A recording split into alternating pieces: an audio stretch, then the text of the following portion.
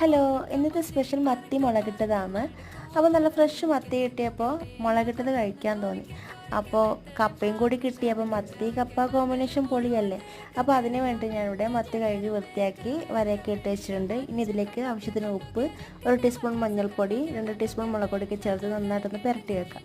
ഇനി ഒരു മൺചട്ടിയിലേക്ക് coconut oil ഒഴിച്ചു കൊടുക്കുക, കുറച്ച് കൂടുതൽ ഒഴിച്ചു കൊടുക്കുക.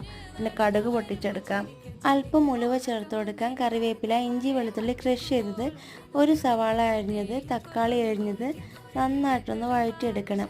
ഇത് മൊരിഞ്ഞു വരുന്ന സമയത്ത് ഇതിലേക്ക് ആവശ്യത്തിന് മുളക് പൊടി ചേർത്ത് ഇളക്കി കൊടുക്കുക. 2 കുടംപുളി വെള്ളത്തിലിട്ട് വെച്ചതും കൂടി ചേർത്ത് കൊടുക്കാം.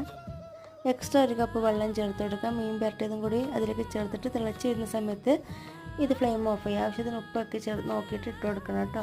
ഇതിലേക്ക് പൊടിച്ചെടുത്ത കടുകും കൂടി ചേർത്ത് നന്നായിട്ട് ഇളക്കിയെടുക്കുക. ഇപ്പോൾ നമ്മുടെ മത്തി മുളക് റെഡി ആയിട്ടുണ്ട്. എല്ലാവരും ചാനൽ സബ്സ്ക്രൈബ് ചെയ്ത് സപ്പോർട്ട് ചെയ്യണേ.